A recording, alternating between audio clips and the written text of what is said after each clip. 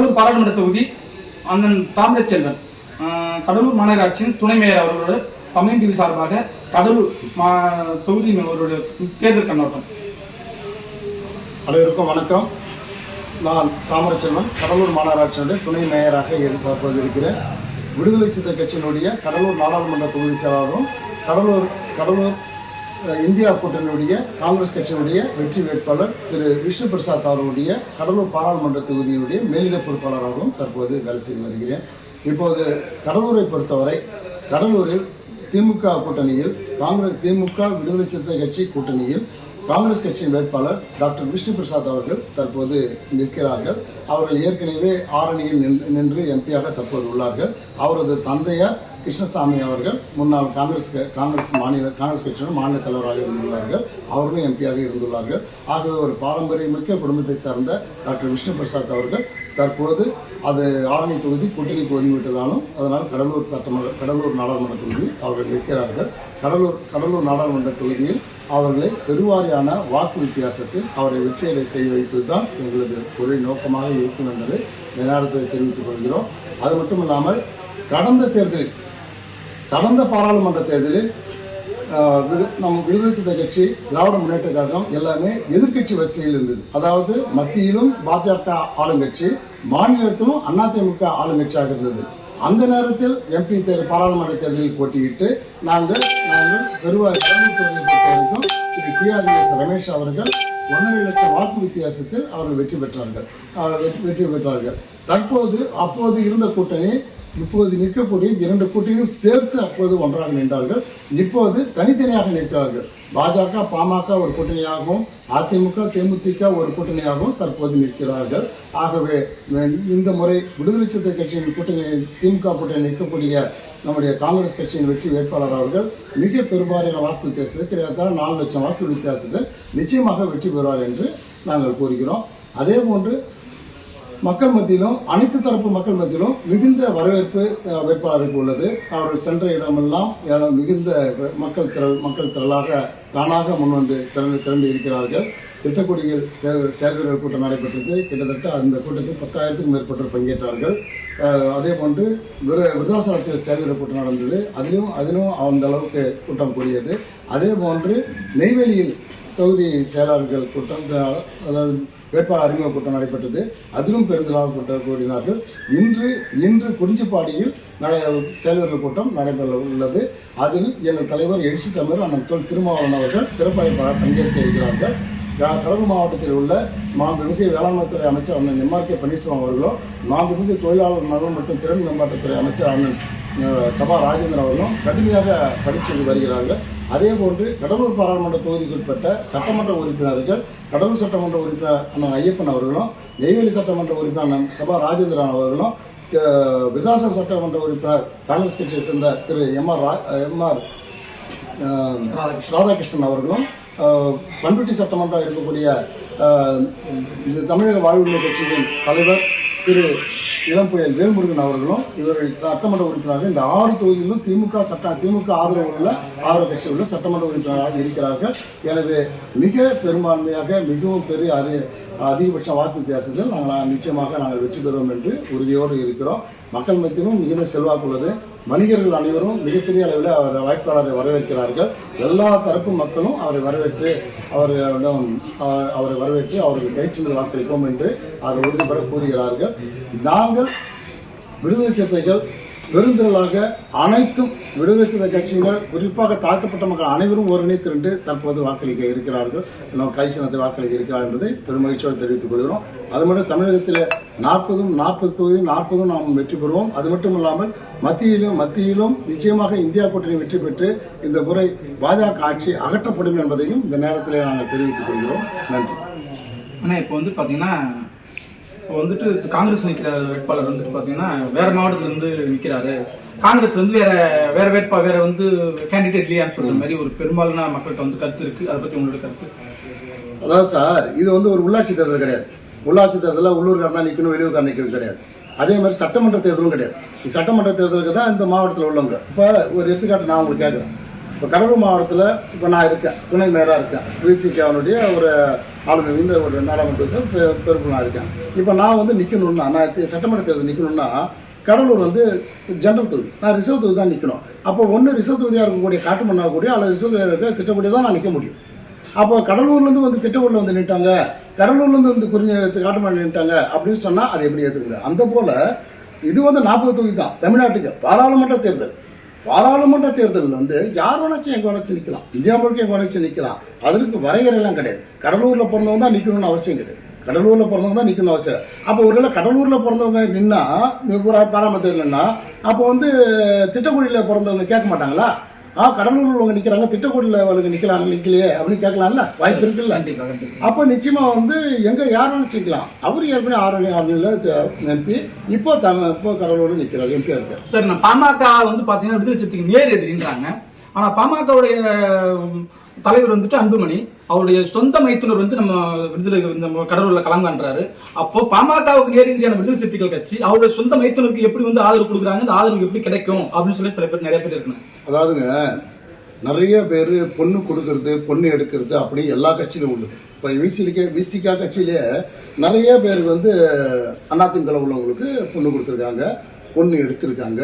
அதே மாதிரி பாஜக உள்ளவங்களுக்கு பொண்ணு கொடுத்துருக்காங்க, பொண்ணு எடுத்துருக்காங்க. அதெல்லாம் நேச்சர், அதெல்லாம் சாதாரண விஷயம். இதெல்லாம் போய் இது ஒரு பெருசாக நினச்சிக்கிட்டுலாம் இருக்க முடியும். அதுக்கு தான் எங்களுடைய வெற்றி வேட்பாளர் விஷ்ணு பிரசாத் அவர்கள், தலைவர் திருமாவளவன் அவர்களுக்கு தேர்தல் பிரச்சார கூட்டம், வேட்பாளர் அறிமுக கூட்டம் சிதம்பரத்தில் நடைபெற்ற 2 நாட்கள் முன்பாக அந்த கூட்டத்தில் மிக தெள்ள தெளிவாக அவர்கள் பேசினார்கள். அதுவும் கடுமையாக சாடினார்கள். நாங்களே விடுதலை சிறுத்தை கட்சி சார்ந்தவர்களே சாடவில்லை. அந்த அளவுக்கு மிக கடுமையாக அவர் என்ன சொன்னார், சமூக நீதியை போற்றக்கூடிய டாக்டர் ராமதாஸ் அவர்கள், சமூக நீதியை எதிராக நிற்கக்கூடிய பாஜக பாமக ஒரு கூட்டணியாகவும் தற்போது நிற்கிறார்கள். ஆகவே மத்தியிலும் நிச்சயமாக இந்தியா கூட்டணி வெற்றி பெற்று இந்த முறை பாஜக ஆட்சி அகற்றப்படும் என்பதையும் இந்த நேரத்தில் நாங்கள் தெரிவித்துக் கொள்கிறோம். நன்றி. 2024 மக்களவை தேர்தல் திருவிழா கடலூர் பாராளுமன்ற தொகுதியில் தமிழ் சார்பாக ஒரு சிறப்பு நேர்காணல். கடலூர் பாராளுமன்ற தொகுதியில் பார்த்தீங்கன்னா 4 முறை போட்டி நிலவுகிறது. தேசிய ஜனநாயக கூட்டணி சார்பாக ஒரு அணியாகவும், இந்திய கூட்டணி சார்பாக ஒரு அணியும், அதிமுக சார்பாக ஒரு அணியும், நாம் தமிழர் கட்சி தனியாக களமாடுகிறது. இந்த 4 யார் வெற்றி பெறுவார்கள் என்பது இந்த சிறப்பு நேர்காணல். இதில் அம்மா மக்கள் முன்னேற்ற கழகத்தின் கிழக்கு மாவட்ட செயலாளர் அண்ணன் சுந்தரமூர்த்தி அவர்களின் இந்த பாராளுமன்ற தொகுதியில் வெற்றி வாய்ப்பு யாருக்கு கிடைக்கும், இந்த பாராளுமன்ற தொகுதியின் என்ன ஒரு சிறப்பு என்பதையும் அவர் விளக்கி கூறுவார். வணக்கம். நான் ஆடிட்டர் சுந்தரமூர்த்தி, கடலூர் கிழக்கு மாவட்ட அம்மா மக்கள் முன்னேற்ற கழகத்தின் மாவட்ட கழக செயலாளர். 2024 தேர்தல். இந்த 2024 தேர்தலுக்கு முன்பாக 2019 தேர்தலை பற்றி ஒரு முன்னோட்டத்தை அளித்துவிட்டு 2024 வந்தால் நன்றாக இருக்கும் என்று கருதுகிறேன். 2019 வந்து மும்முனை போட்டி இந்த மாதிரி இருந்தாலும் அந்த நேரத்தில் பார்த்தீங்கன்னா யாருக்குமே அறிமுகம் இல்லாத ஒரு ஆளுங்கட்சியை சார்ந்த திராவிட முன்னேற்ற கழகத்தை சார்ந்த டிஆர்பி ரமேஷ் என்பவர் வந்து இங்கு வெற்றி பெற்றார் கடலூர் நாடாளுமன்ற தொகுதியில். ஆனால் வெற்றி பெற்றதோடு சரி, நன்றி சொல்ல கூட வரல. அதுல இருந்து இன்று வரைக்கும் இந்த தேர்தலே வந்தாச்சு, இது வரைக்கும் அவருடைய முகத்தை மக்கள் யாரும் இன்னும் நேரில் சந்திச்சதே இல்லை, அவருடைய ஃப்ரெண்ட்ஸ் சர்க்கிளை தவிர்த்து.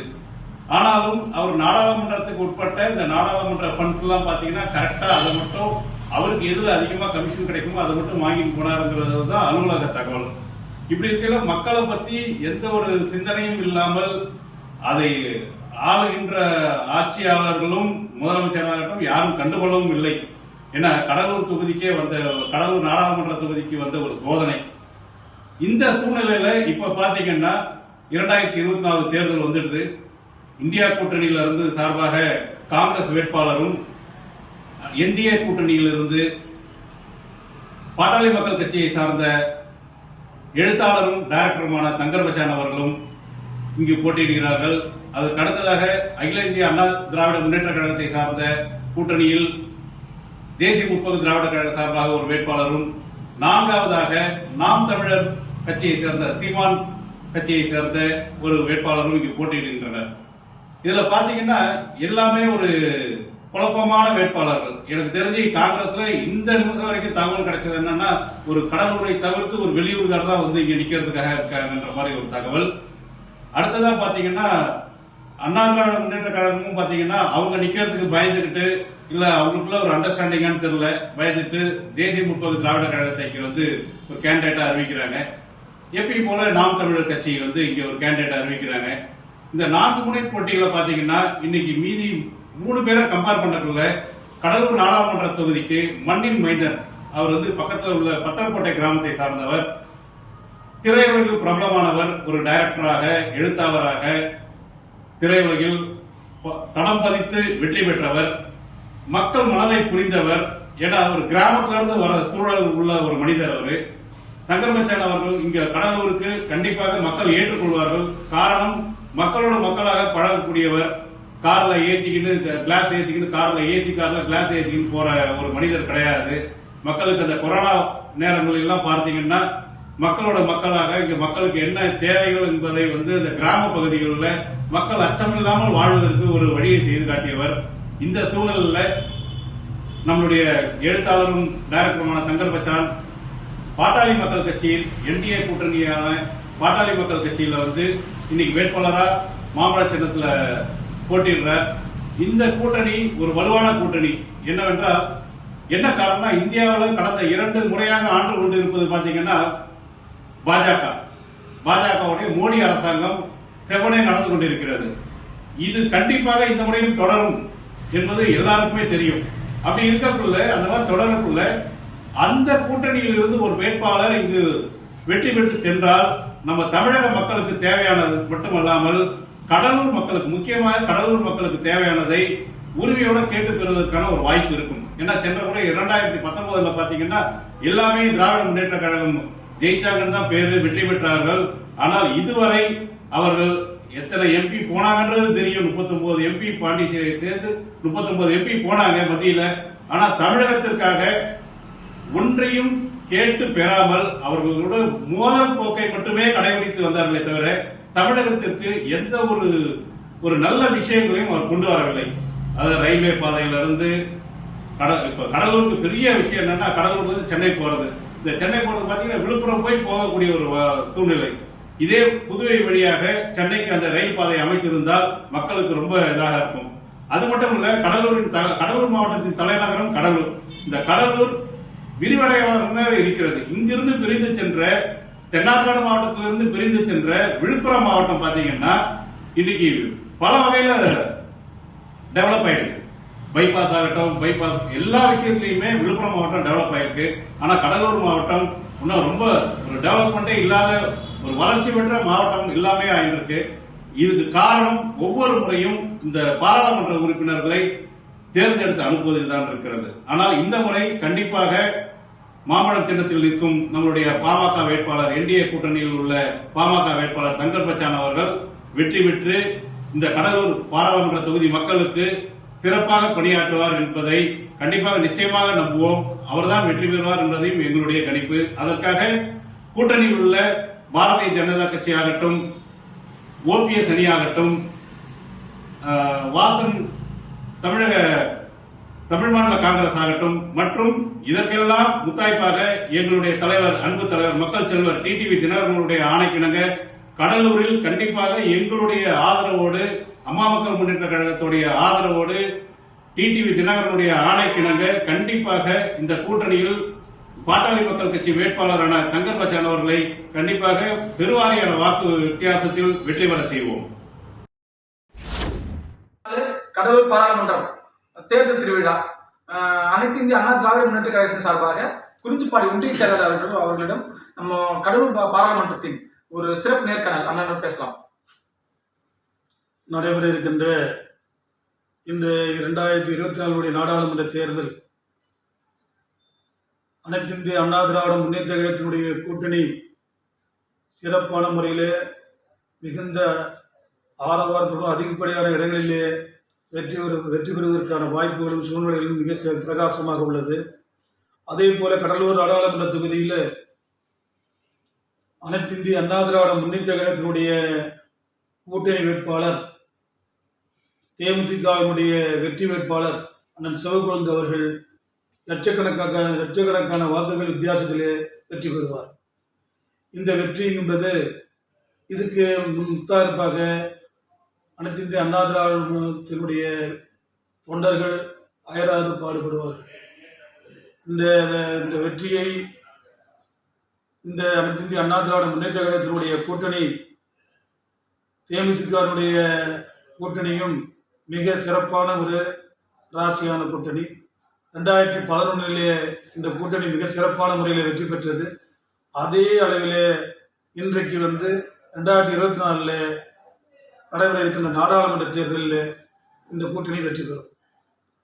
அந்த வெற்றி பெறுவதற்கு கடலூர் நாடாளுமன்றம் மற்றும் குறிஞ்சிப்பாடி நெய்வேலி உள்ளடக்கிய கடலூர் தெற்கு மாவட்டம் சார்பாக அனைத்து இந்திய அண்ணா திராவிட முன்னேற்ற கழகத்தினுடைய மாவட்ட செயலாளர் அண்ணன் சொரத்துரார் அவர்களுடைய தலைமையில் இந்த 2 தொகுதியிலும் இந்த நாடாளுமன்றத்திற்கு அதிகப்படியான வாக்குகள் வெற்றி வாங்குவதற்கு அனைத்து இந்திய அண்ணா திராவிட முன்னேற்ற கழகத்தினுடைய தொண்டர்கள் சிறப்பான முறையில் செயல்படுவார்கள்.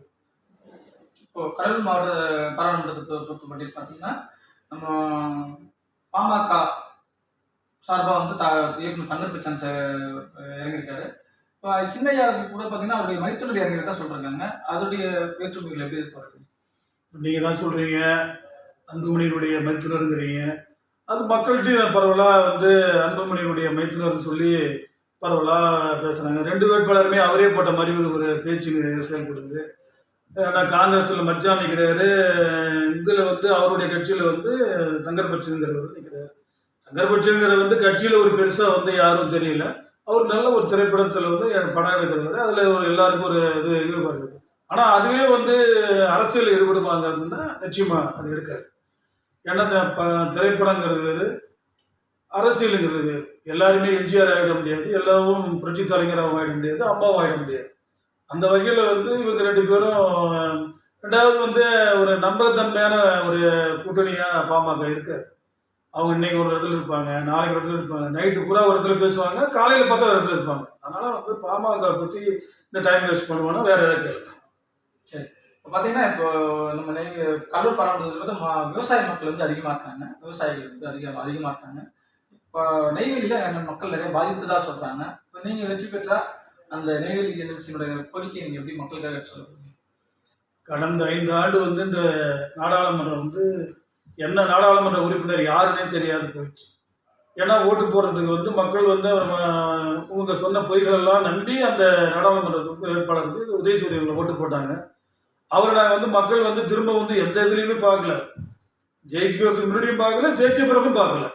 ஆனால் பார்த்தது ஒன்று இந்த கொலைகேஸில் அவர் மாட்டிட்டான்னு சொல்லி ஒரு முதிரி பேர் ஒரு ஏழை வீட்டில் ஒரு கொலையை பண்ணிட்டு பேப்பரில் பார்த்தாங்க.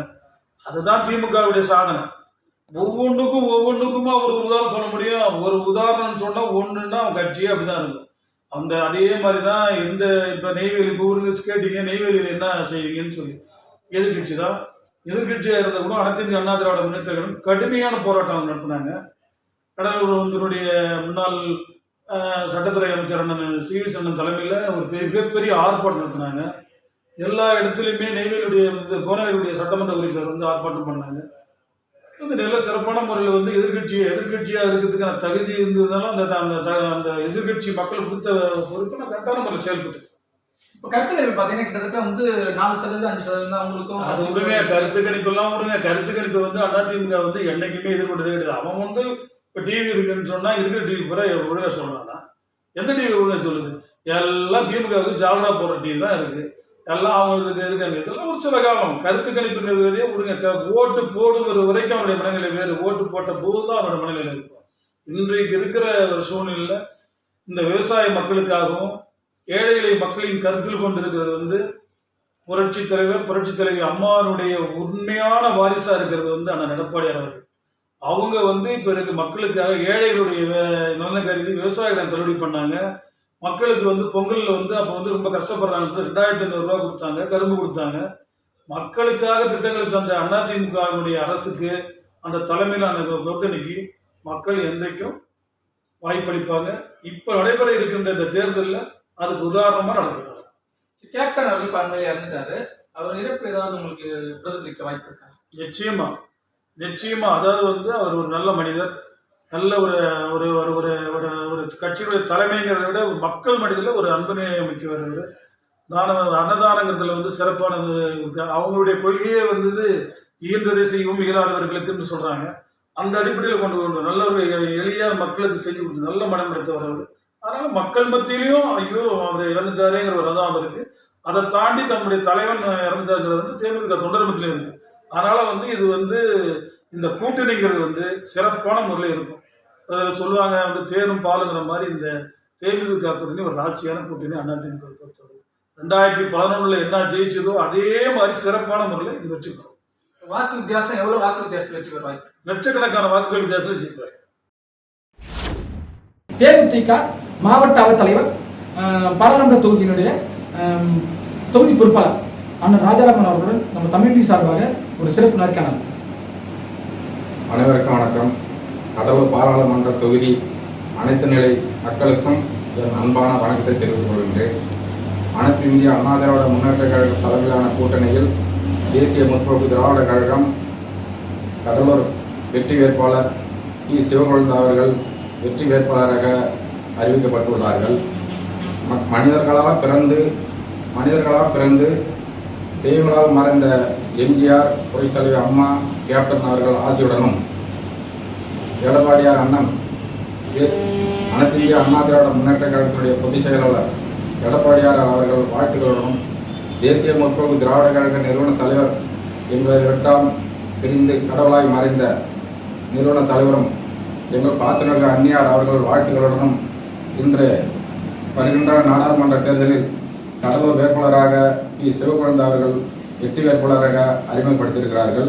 எங்களுக்கு வெற்றி வாய்ப்பு ரொம்ப பிரகாசமாக உள்ளது என்பதை தெரிவித்துக் கொள்கிறோம். இப்போ நீங்கள் எத்தனை லட்சம் வாக்கில் வந்து இங்கே வெற்றி பெறுவீங்க? நாங்கள் கிட்டத்தட்ட 2 லட்சம் வாக்கு வித்தியாசத்தில் வெற்றி பெறுவோம். ஏன்னா நாங்கள் வந்து எந்த ஜாதி கட்சி கிடையாது. எங்கள் தலைவர் சொல்லுவார், அடிக்கடி சொல்வார், நம்மளுக்கு ஜாதி மதம் எதுவுமே கிடையாது, நம் மக்கள் அனைவரும் ஒன்றுதான் சொல்வார். அந்த உத்தரவாதத்தோடு நாங்கள் களங்காண்கின்றோம். சரி, இப்போ அண்மையில் வந்து கேப்டன் அவர்கள் இறந்துட்டாரு. இப்போ அவர் இறந்ததுனால வந்துட்டு உங்களோட கட்சிக்கு வந்து கேப்டன் இறந்த அனுதாபங்கள் வந்து மக்கள் வந்து வீசதான் சொல்றாங்க. பட் அனுதாபங்களான வாக்குகள் வந்து உங்களுக்கு வந்து மாறதுக்கு வாய்ப்பு இதாக இருக்குங்களா? கண்டிப்பாக உள்ளது. ஏன்னா தலைவர் மறைந்த அன்றைக்கே நீங்கள் பார்த்துருக்கலாம், கிட்டத்தட்ட 15 லட்சம் பேருக்கு மேற்பட்டு வந்து அங்கே அஞ்சலி செலுத்தினார்கள். இன்றும் தலைவர் கோயிலில் லட்சக்கணக்கான, ஒரு நாளைக்கே பல்லாயிரக்கணக்கான பேர் வந்து அவரை வணங்கி கும்பிட்டுட்டு தான் போயிருக்கிறார்கள். ஆகவே எங்களுக்கு மக்கள் மத்தியில் நல்ல வரவேற்பு உள்ளது. எங்கள் தலைவர் செய்த ஒரு நல்ல காரியத்தும் இப்போதான் இந்த 2020 எலெக்ஷனில் எடுத்துக்காட்டாக இருக்கும். இப்போ வந்து பார்த்தீங்கன்னா இந்த கடலூர் பாராளுமன்ற தொகுதிக்கு பொறுப்பது என்எல்சி நிர்வாகம். என்எல்சி நிர்வாகத்தில் பாதிக்கப்பட்ட மக்கள் வந்து நிறைய பேர் வந்து பாதிச்சிருக்காங்க. இப்போ ஒருவேளை உங்களுடைய வேட்பாளர் வந்து வெற்றி பெற்றாருன்னா இந்த தொகுதி மக்களுக்கான என்எல்சி பிரச்சனைகளை எப்படி எடுத்து கையாண்டு இது சரி பண்ணுவீங்க? நாங்கள் செய்யறதான் சொல்லுவோம். கண்டிப்பாக மக்களுக்கு அதை நாங்கள் நிறைவேற்றி காட்டுவோம். ஏன்னா மற்ற கட்சியை மாதிரி நாங்கள் ஒரு போராட்டமோ ஒரு வன்முறையோ இல்லாத கண்டிப்பாக மக்கள் நலன் என்எல்சி நிர்வாகத்தை கண்டிப்பாக நான் மக்களுக்காக போராடுவோம். சரி, இப்போ இங்கே பார்த்தீங்கன்னா பாட்டாளி மக்கள் கட்சியின் சார்பாக வந்து தங்கர்பச்சா வந்து உதவி டைரக்டர் வந்து தங்கர்பச்சா வந்து தலைமை இருக்காரு. அடுத்து பார்த்தீங்கன்னா பாமக நிறுவன தலைவர் அன்புமணியுடைய மைத்துனரும் கலந்து வந்திருக்காங்க. இது நீங்கள் எப்படி பார்க்குறீங்க? அது மக்கள் மத்தியில் வந்து மச்சானா பச்சானான் தான் பேசிக்கொண்டிருக்கார்கள். அது ஜூன் மாதம் எலெக்ஷன் முடிந்து ஓட்டு என்ற அன்னைக்கு தான் தெரியும். சரி, இப்போ வந்து நீங்கள் வந்து விவசாயிகள் வந்து அதிகமாக இருக்காங்க. விவசாயிகள் வந்து அதிகமாக பயிரிடுற ஒரு மாவட்டமாக இருக்குது நம்ம கடலூர் மாவட்டம். விவசாயத்துக்கான அடிப்படை உரிமைகளை நீங்கள் எப்படி பெற்று தருவீங்க? இது என்ன அடிப்படையில் வந்து என்ன கோரிக்கை பாராளுமன்றத்துக்கு நீங்கள் வைப்பீங்க? கண்டிப்பாக இந்த விவசாயிகளுக்காக உர விலையை குறைக்க எங்கள் வெற்றி வேட்பாளர் ரொம்ப போராடுவார். விவசாயிகளுக்கு இப்போ தரிசு நிலத்துக்கெல்லாம் வந்து தரிசு நிலமாக இருந்தாலும் பட்டா நிலமாக இருந்தாலும் சரி, தண்ணி இல்லாத நிலத்துக்கெல்லாம் ஒரு 25 ஏக்கருக்கு ஒரு போர் ஒன்று அமைத்து தரணும் என்று எங்கள் வேட்பாளர் போராடுவார். சரி, இப்போ பார்த்தீங்கன்னா ஏன் வந்துட்டு பாட்டாளி மக்கள் கட்சி வந்து கடைசி வரைக்கும் வந்துட்டு நம்ம அதிமுக கூட்டணி வந்து பேச்சுவார்த்தை நடத்திட்டு இருந்தாங்க. திடீர்னு வந்து ஏன் வந்து அவங்க பாரதிய ஜனதா இருக்காங்களோ ஒரு பாரதிய ஜனதா அவங்க போகிறதுக்கு அவங்களுக்கு ஏறேனா ஏதாவது வந்து ரொம்ப அழுத்தங்கள் இருந்துச்சு, அழுத்தம் காரணமா? இல்லை அது எனக்கு தெரியல, அதை அவங்க தான் கேட்கணும். அடுத்த கட்சியில் நம்ம வந்து உள்ள பேசுறது நம்ம நல்லா இல்லை. சரி, இப்போ வந்துட்டு கடைசியா இப்போ ஒரு விஜய் பிரபாகரன் அந்த பிரேமதாசன் பூத்தில் வந்து இங்கே வந்து இதுக்கு தேர்தல் பிரச்சாரம் வருவாங்களா? கண்டிப்பாக வராங்க. வர 7, 8 வந்து கடலூருக்கு வராங்க அண்ணி. அதுக்கு தான் நாங்கள் விரிவாக அனுப்பிச்சிருக்கோம். சரி, ஓகே. இப்போ பார்த்தீங்கன்னா இப்போ கடலூரை பொறுத்த மட்டும் வந்து இப்போ தேமுதிக வந்து அதிமுகவோட கூட்டணி அமைச்சிருக்கு. ஆனால் வந்துட்டு இப்போ காங்கிரஸ் அவங்களாம் ஒரு கூட்டணி அமைச்சிருக்காங்க. இப்போ நாம் தமிழர் கூட்டணி அமைச்சிருக்காங்க. அப்போ இதெல்லாம் எதிர்த்து 2 லட்சம் வாக்குகள் வச்சு ஜெயிக்க உங்களுக்கு அந்த வியூகம் இருக்கா? அதுக்கான வியூகத்தை வகுத்து செஞ்சிருக்கீங்க? கண்டிப்பாக அனைத்து இந்திய அண்ணா திராவிட முன்னேற்ற கழகமும் தேசிய முற்போக்கு திராவிட கழகமும் ரொம்ப எழுச்சியாக இருக்கிறது. இது எதை சொல்ல வேணும்னா, நேற்று ஒரு உதாரணத்துக்காக நேற்று அந்த அண்ணன் எடப்பாடியார் பொதுக்கூட்டத்தை பார்த்தாலே உங்களுக்கு நல்லா தெரியும்.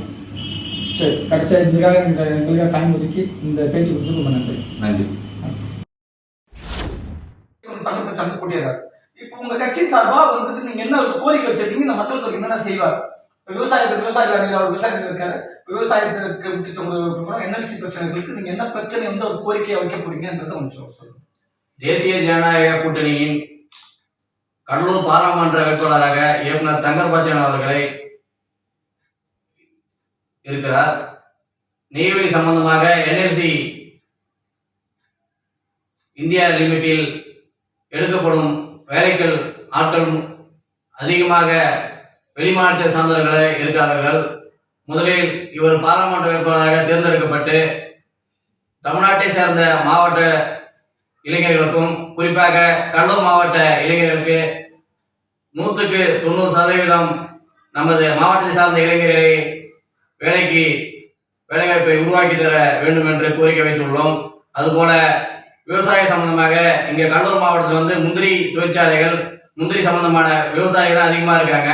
மதிப்பு கூட்டு பொருள் முந்திரி பழம்லாம் வந்து வீணாக ஆகுது.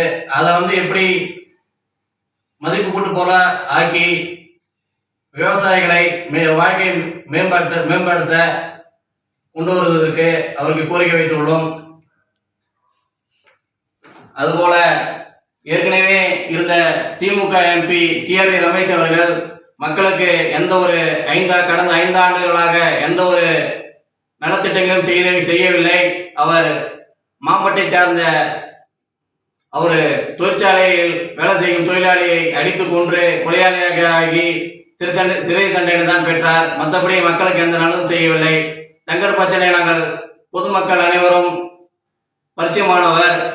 அவர் தேர்ந்தெடுக்கும் பட்சத்தில் நேரடியாக பிரதமர் மோடியிடம் அனைத்து கடலூர் பாராளுமன்ற மக்களின் பிரச்சனையையும் எடுத்துக்கொண்டு அதற்கு தீர்வு காண ஒரு கடலூர் பாராளுமன்ற மக்களுக்கும் பிரதமர் மோடி அவர்களுக்கும் ஒரு இணைப்பு பாலமாக இருந்து செயல்பட்டு கடலூர் பாராளுமன்ற மக்களின் வாழ்வாதாரத்தையும் பொருளாதாரத்தையும் இளைஞர் வேலைவாய்ப்பையும் மேம்படுத்த அவர் பாடுபடுவார் என்று எங்களுக்கு உறுதியளித்துள்ளார். பாரதிய ஜனதா கட்சியை சேர்ந்த விவசாய அணி தலைவர் பாரதிய ஜனதா மாநில பொதுச்செயலாளர் அவருடன் ஒரு சின்ன சிறப்பு நேர்காணல் ஒன்று.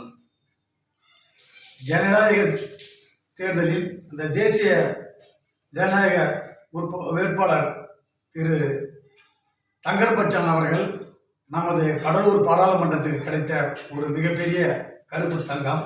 அவர் சமூக போராளி. அடுத்ததாக அவர் ஒரு தமிழ் மீது பற்றாளர். இரண்டாவதாக அவர் மிகப்பெரிய ஒரு படைப்பாளி, அறிவாளி. அவர் பாராளுமன்ற உறுப்பினராக தேர்ந்தெடுக்கப்பட்டால் இந்த கடலூர் பாராளுமன்றத்துக்கு உட்பட்ட நெய்வேலி பிரச்சனை, விவசாய பிரச்சனை மற்றும் மக்கள் பிரச்சனையை அவர் எடுத்து பாராளுமன்றத்தில் பேசுவார். மற்ற திராவிட கட்சிகளை போன்ற வேட்பாளராக இல்லாமல் அவர் இந்த கடலூர் பாராளுமன்ற மீனவர்களுடைய பிரச்சனையை பற்றியும் தமிழருடைய எழுச்சியையும் அவர் உரையாற்றுவார். இரண்டாவதாக அவர் மக்களுடைய உள்மனதை நல்லா புரிந்தவர். அவர் மிகப்பெரிய ஒளிப்பதிவாளர், ஆனால் நல்ல சிந்தனையாளர், பகுத்தறிவாளரும் கூட. ஆனால் ஒரு அனைத்து ஜாதி மதங்களுக்கு அப்பாற்பட்டு அவர் சினிமா படத்துறையிலும் சரி, அரசியலும் சரி அவர் பணியாற்ற ஒரு பொது வேட்பாளராக நமக்கு இந்த தேசிய ஜனநாயக கூட்டணி கிடைத்திருக்கின்றார். இந்த திராவிட கட்சிகள் எல்லாம் குடும்ப அரசியலும், இரண்டாவது ஊழல் அரசியலும், வாரிசியல் அரசியலும், வியாபார அரசியலும் 50 ஆண்டு காலமாக திராவிட கட்சிகள் காமராஜர் அவர்கள் நல்லாட்சியை புறந்தள்ளி நாட்டில் மிகப்பெரிய ஊழல் அரசியலாக மாற்றி இந்த நாட்டை குட்டிச்சுவராக்கி விட்டார்கள். ஒரு ஆன்மீகமும் அரசியலும் இரண்டு கண்கள் போன்றது, புனிதமானது. இந்த நாட்டில் மக்களுக்கு சேவையாற்ற வேண்டும். ஆனால் அரசியலை மிகப்பெரிய கேவலமாகவும் மக்களிடையே பெரிய பண வியாபாரமாக மாற்றிவிட்டார்கள். இதையெல்லாம் மாற்றுவதற்கு பாரதிய ஜனதா கட்சியுடைய நமது மாநில தலைவர் அண்ணாமலை அவர்களும், நமது பாட்டாளி மக்கள் கட்சியினுடைய இளைஞரணி எழுச்சி அன்புமணி அவர்களும், நமது பாரத பிரதமர் நரேந்திர மோடி அவர்களும் தமிழகத்திலேயே இந்தியாவிலேயும் மிகப்பெரிய ஊழலற்ற ஆட்சியை தர வேண்டும், இந்த நாட்டை உலக நாட்டிலே முதன்மையாக எடுத்துச் செல்ல வேண்டும் என்பதற்காகவும் ஊழலற்ற ஆட்சியை நடத்திவிட வேண்டும் என்பதற்காகவும் நமது தேசிய ஜனநாயக கூட்டணியில் நல்ல வேட்பாளரை கொடுத்திருக்கிறார்கள். 40 தொகுதியும் நமதே, வெற்றியும் நமதே. அதற்கு மட்டுமல்ல, இன்று உலகத்திலேயே நாம் இந்தியாவை பாரத பிரதமர் அவர்கள் முதன்மை நாடாக இந்தியாவை எடுத்துச் சென்றிருக்கிறார். அனைத்து துறைகளிலும் வெற்றி பெற்றிருக்கின்றார். இன்றைக்கு இந்தியாவில் சாலைகள், விவசாய மேம்பாடுகள், அனைத்து துறைகளும், இராணுவ புரட்சி எல்லாமே சுயசார்பு இந்தியாவை நம்பர் 1ஆக அவர் ஆக்கியிருக்கின்றார். அது மாத்திரமல்ல, கொரோனா பீரியடில் மிகப்பெரிய மக்களுக்கு பசியாற்றி இருக்கின்றார். கூட்டுறவு மூலியம் ரேஷன் கடைகள் மூலமாகவும் அவர் உணவு 2 ஆண்டுகள் அளித்திருக்கின்றார். இன்றும் அந்த ரேஷன் மக்களுக்கு அரிசி உணவுப் பொருளை அளித்துக் கொண்டு இருக்கின்றார். அது மட்டுமல்ல, இன்றைக்கு இந்தியா பாதுகாப்பு துறையில் மிகப்பெரிய உச்சத்தை எட்டியிருக்கின்றார். அது மாத்திரமில்லாமல் இந்தியாவை சுற்றி இருக்கிற கிட்டத்தட்ட 40 நாடுகளை, உலக நாடுகளுக்கு நட்பை ஏற்படுத்தி அந்த நாட்டிற்கெல்லாம் உதவியை செய்து, நாம் இலங்கை பக்கத்து நாட்டில் தமிழர்கள் படுகொலை செய்யப்பட்ட, பாதிக்கப்பட்ட இந்த திராவிட காங்கிரஸ் கட்சியின் 2 கூட்டணி ஆட்சியாக இருக்கும்போது தமிழர்களை பல்லாயிரம் லட்சக்கணக்கான குழி கொண்டு புதைத்தவர்களுக்கு மீண்டும் அங்கு புத்துணர்வு ஊட்டி புரட்சியை ஏற்படுத்தி விவசாயிகளுக்கு டிராக்டர்கள், வீடு இல்லாதவர்கள் வீடு மற்றும் ஆடை ஆபரணங்கள், பணங்கள் எல்லாமே இது போன்ற கொடுத்து உதவி அந்த நாட்டை புத்துணர்ச்சி செய்திருக்கின்றார். அது மாத்திரமல்ல, நம்மளுடைய மீனவர்களுக்கு பாதுகாப்பாக இருந்திருக்கின்றார். இன்று மீனவர்களை ஒரு தனியாக பார்த்ததல்லாமல் அவர்களும் விவசாயத்துறை தான் என்று சொல்லி மீனவர்களுக்கு தனி பட்ஜெட்டும் அவர்களும் நமது விவசாயத்தில் இணைத்து இன்றைக்கு பல நல திட்டங்களை அறிவித்திருக்கின்றார். இது போன்ற ஒரு பாரத பிரதமர், உலக மகான், ஒரு பெரிய ரிஷி நமக்கு கிடைத்தது நிறைய அரிய வாய்ப்பு இந்த இந்திய மக்களுக்கு. அது மாத்திரமல்ல, இரவு பகலாக அவர் தூங்காமல் கண்விழித்து இந்த இந்தியாவை அடுத்த கட்ட 100 ஆண்டுகளுக்கு எதிர்வரும் இளைஞர்களுக்கும், ஆண்கள் பெண்கள் மக்களுக்கும் இந்த இந்தியாவின் மண்ணையும் காற்றையும் சுவாச காற்றாக இந்த மண்ணை எதிர்காலத்திற்கு கட்டமைப்பதற்காக உழைத்துக் கொண்டிருக்கின்றார். இன்று ஏனோ தோனோ என்று அவர் ஆட்சி செய்யவில்லை. நாளை எதிர்கால இந்தியாவை உருவாக்குவதற்கும் நல்ல இளைஞர்களை உருவாக்குவதற்கும் அவர் உருவாக்கி இந்த இந்தியாவை வல்லரசு நாடாக எடுத்துச் சென்று கொண்டிருக்கின்றார். இன்னைக்கு இந்தியாவிலேயே முதன்மையாக வல்லரசு நாடாகவும் முதன்மை நாடாகவும் அடுத்தது 3வது முறை அவர் நமது பாரத பிரதமர் ஒரு 400 எம்பிகளை வென்று அவர் வென்றெடுக்கப்படுகின்றார். அது மாத்திரமல்ல, நாம் கடலூர் பாராளுமன்ற வேட்பாளர் 2 இலக்கத்திலே 2 லட்சம் வாக்குகள் வித்தியாசத்திலேயே பாட்டாளி மக்கள் கட்சி, பாரதிய ஜனதா கட்சி, ஜி.கே. வாசன், தமிழ் மாநில காங்கிரஸ் மற்றும் டிடிவி தினகரன் அனைத்து தோழர்களும் அவரை 2 லட்சம் வாக்குகள் வித்தியாசத்தில் வெற்றி பெற செய்வோம்.